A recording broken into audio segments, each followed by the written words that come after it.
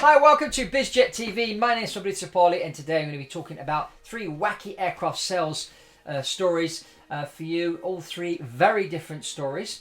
But before we get into briefly telling you what we're going to be talking about here, if you haven't subscribed to Biz Jet TV, I encourage you to subscribe to this channel. Have a look around.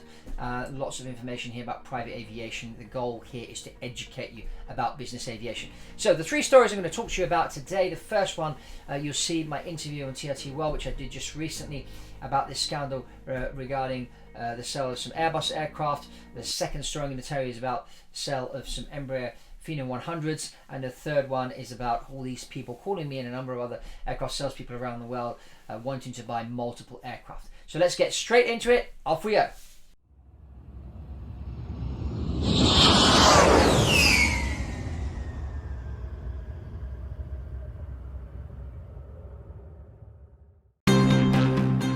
Well, an Airbus corruption scandal is triggering investigations worldwide.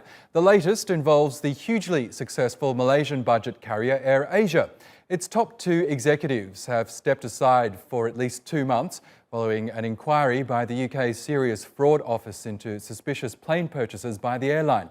Prosecutors accuse Airbus of bribing officials as part of a global campaign that's been going on for at least 15 years.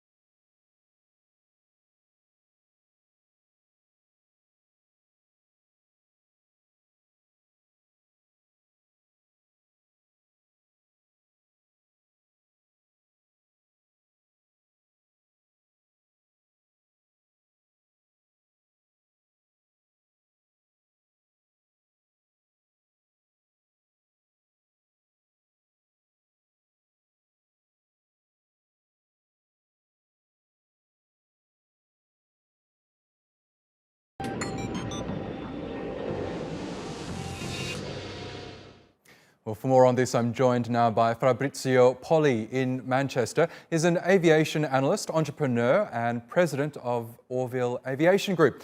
Welcome to the program, Fabrizio. Now, before we look into the specific allegations against AirAsia, can you tell us more about the Airbus bribery scandal more generally? Who does it involve and has it been resolved? Well, it involves 20 countries, and this type of situation happens when you're selling airplanes into countries where the government is the purchaser. In particular, certain world countries, third world countries, basically, where you're trying to sell the aircraft and you get all these middlemen prop up and put their hand out, and they want a cut of the deal. This is when you need to walk from the deal. I mean, in my experience, I've been doing aircraft sales now for almost 10 years. And I've dealt with these situations and I've always walked away. Unfortunately, what Airbus have done here in order to sell aircraft into certain countries, to national flag carriers and that, they have paid off the middlemen, so to speak, in order to get the deal. Yes, now this investigation has been running for a long time, and only recently did Airbus agree to a multi-billion-dollar settlement. But let's look at the allegations against AirAsia, which have come to light. Tony Fernandez, the AirAsia chief, denies any involvement in the bribery scandal. How likely is it that AirAsia accepted bribes from Airbus over the course of however many years? Well, in my experience, this bribe situation happens when it's a government-owned entity and you've got the middleman in between that wants to take a cut. In the case of AirAsia, they are a private company, well, they're publicly traded on the stock exchange, which is why Mr. Fernandez had to step down and his chairman, because they didn't want this to affect the share price. My personal opinion is I don't think they have any fault in this. I don't think, I think this is, as I said before, it's not owned by the government. This is owned by Mr. Fernandez, other shareholders that have bought the stock on the stock exchange. In this case, I don't think this is a case of bribery, but I may be wrong, because as far as I've seen and been in this industry 10 years in aircraft sales, these type of things happen when governments are involved. And in this case, it's a private airline. It's not owned by the Malaysian government. It used to be, but no longer is. We also obviously have Boeing as the other big aircraft manufacturer in the world right now. Has Boeing ever been accused of anything like this? Well, they haven't been accused, but I'm sure they've been asked, because if you are doing business with any government around, especially, as I said, in third world countries, unless you are speaking to the president himself, but then very often the president will not be dealing with the acquisition of the aircraft. He'll put somebody else in charge, and that somebody else will just put their hand out. And if you want the deal to happen, you have to pay that person. Unfortunately, this is the way they work in certain countries. So I'm sure where Airbus have had to, pay somebody, Boeing have probably been asked the same question. Whether they did or not, I don't know. But that's just the way they do things in certain parts of the world, unfortunately. Now, Tony Fernandez famously bought AirAsia for less than $1 from the Malaysian government. At the time, the airline was a struggling entity. It was laden with debt. But Fernandez managed to turn things around and created one of the biggest budget carriers in the region. Tell us more about the cult surrounding Tony Fernandez and what he's been able to create. Well, if you look at his history, it's interesting to see that he started his career by working for Richard Branson at Virgin Atlantic. So he was exposed to the airline industry back then. And then what he's done, he's a bit of a hybrid between Tony O'Leary, who runs Ryanair, and Richard Branson with the Virgin Airlines brand. And what he's done, he's taken the low-cost airline model to Asia very successfully. He's learned from his experience working with Richard Branson, and he's put it into practice and tailored it for that part of the world, and he's done very, very well. I mean, it's a good product, it's a good airline. It's brought low-cost air travel to a lot of people in that part of the world, which obviously moves business. When people move around, when people can move around at a cheaper price, then deals get done, goods get moved, and money moves and business moves and prosperity comes. It's just the way it works, and he's done a very good job at doing that. Now, as we know, Tony Fernandez has agreed to step aside for a couple of months as the company looks into these allegations. Do you think he'll survive them? Well, I don't know if he will survive, but he certainly did the right thing because, I mean, obviously he's being accused. Whether he did or did not take a bribe, I don't know. As I said before, I don't think he did because these type of bribes happen when governments are involved. But he did the right thing to step aside. Will this hurt him? We'll soon see. Okay, Fabrizio Poli, we'll have to leave it there, but thank you for sharing your analysis with us.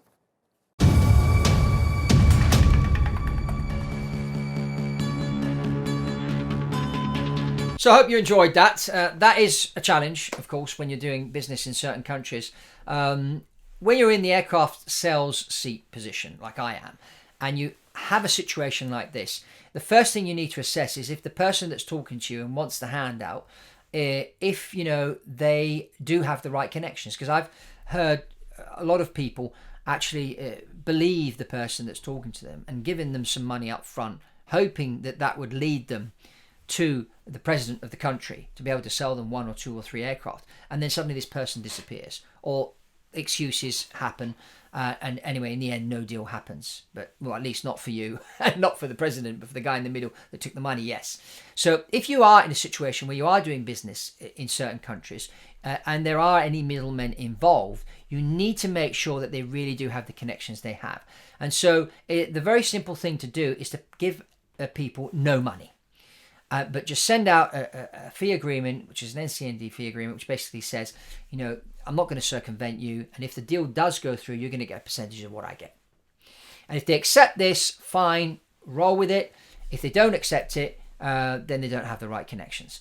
But it is very, very difficult to do businesses, especially in third world countries where governments are involved, unless you are right up in their so-called Oval Office talking to the president. It's very difficult to get those deals done. But people like Airbus got caught in this scandal, but did they do the right thing? I don't know, but they did get the deal done. They did pay the fine. They did sell the aircraft, so they did make money even by paying the fine and the commissions that they paid out, or bribes, or however people want to call them. So it is a very difficult situation, really. I mean, I prefer doing deals more transparently. I think that's really, really important.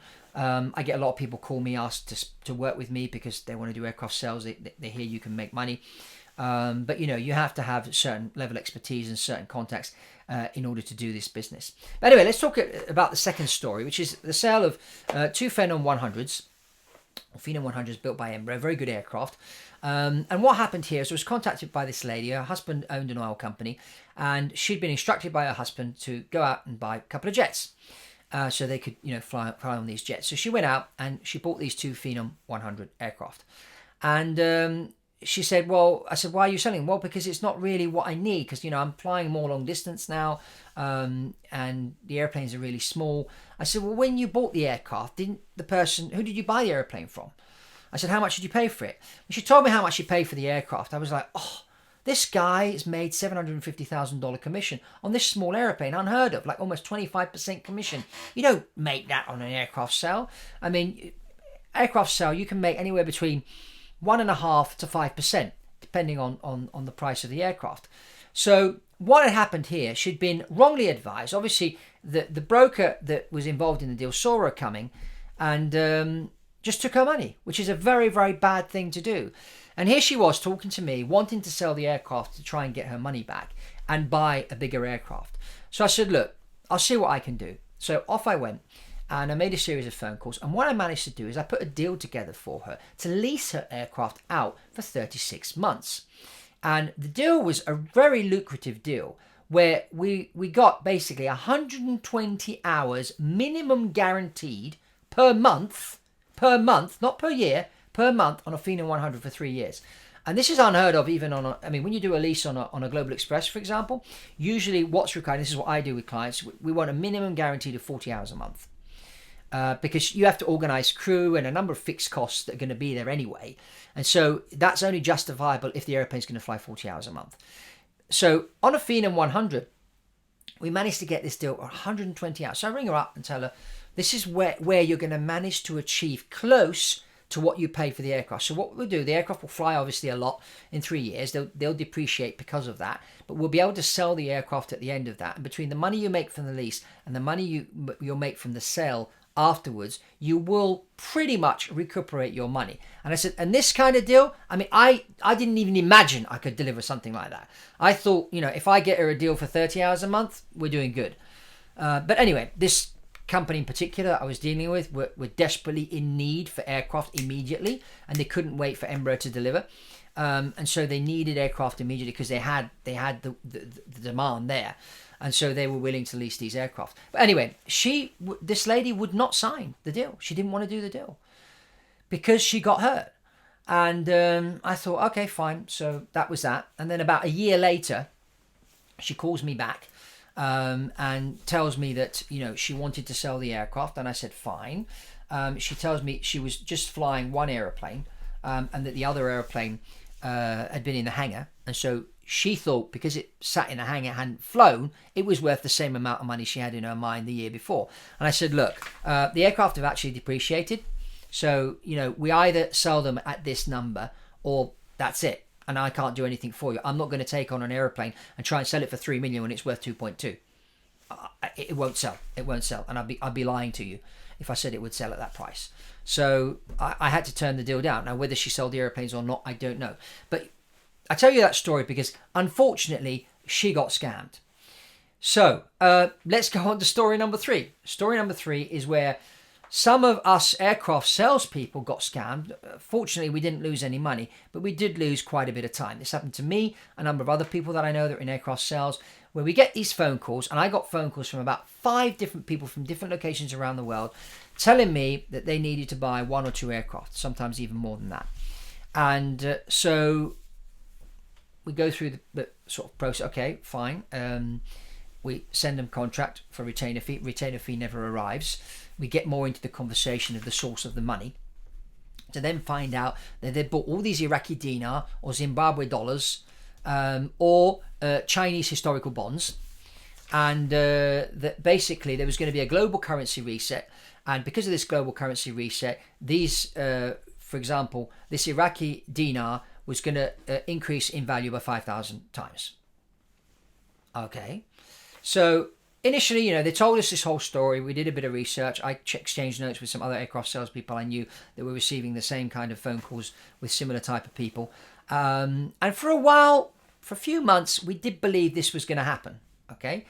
And then, as the story dragged on, we then discovered there were people actually manufacturing these historical bonds and selling them to people. As you can see here, there's one for sale for $3,200. And those are the people that were making the money. Now, they weren't making billions, okay, but they were certainly making $2 or $3 million a year. But there were all these people, and there still are today. I mean, now and again, get a phone call, and as soon as they tell you, yes, we're getting the deal closed, and we'll have the money ready to go on Friday. I'm traveling to Reno. That's the magic word. If they tell you they're traveling to Reno, then it's a scam. So unfortunately, a lot of these people, and these are very nice people that go to church, people that when you speak to them, they don't use any bad language. And they have maybe a small business, and they've maybe remortgaged their house or sold their mother's house to buy these historical bonds, and they really believe what they're doing, and they really believe they're going to buy a private jet, and they're going to buy companies and donate money to charity and whatnot. But at the end of it, and if you're one of these people, I'm sorry, but you've been scammed. And if you're an aircraft salesperson and you are talking to one of these people, believe me, I've been down that road. You're wasting your time. These people have no money and will have no money. Or at least they don't have the kind of money that will buy a private jet and be able to afford private jet travel. So that's that story. So 3 very different stories, from the one about Airbus paying bribes to the one about the Phenom 100 and the lady getting, buying an aircraft for a lot more than what it was worth, to the whole story of the historical bonds and these people suddenly, multiplying their money by 5,000 times overnight. That's another scam. So aircraft sales, and as I always say, private jet is a business tool. It's not for everybody, but certainly, if you're not quite ready to buy a private jet, you may be ready to lease a private jet. So you can always ping me an email, and I'm quite happy to do a call with you. The first call is free. And I'll have a listen. I'll ask you some questions. That's very important for me to understand. I have to go through this KYC process, know your client. It's important for me to understand your business needs. It's important for me to understand your budget, the source of funds, how soon are you ready to move, so that then I can advise you in the right direction, not only about which aircraft to buy, but also how we're going to operate the aircraft for you, the recruitment of the pilots, the engineering, the maintenance, and how all that's going to run for you, and also security. Also work with a security company, and so we bring those guys to the table as well as lawyers and engineers, and that it's a whole full package. So again, private jet is a business tool. If it's the first time for you on Biz Jet TV, I encourage you to click on and have a look at these other videos. Lots of interesting content here on Biz Jet TV, with the purpose of educating you on the business jet market, on how aircraft sales works, how the acquisition of a plane works, how the operation of a private jet works, and what doesn't work. And that's if you haven't subscribed from this channel, also please subscribe, give us a thumbs up, comment below. And that's all from Fabrizio Poli on Biz Jet TV, and I'll see you on the next one.